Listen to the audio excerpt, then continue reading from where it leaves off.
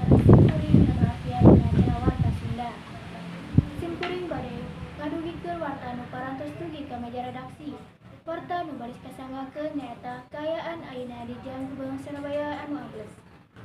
Sapali awak Jalan Gubeng Surabaya Jawa Wetan ujuk-ujuk ambles dina dinten Senin Kaping 18 Desember 2018 tabuh 10 peting.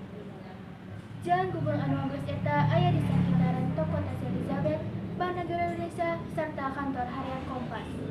Jalan dilaporkan ambles kira langkung 15 meter jerona, serta rubak anu kira-kirana 50 meter. Tim mimiti jalan dilaporkan ambles ku para wargi, petugas gabungan Limna sareng PMK tos aya di lokasi kejadian. Polisi terus datang bari masangkeun surat polisi.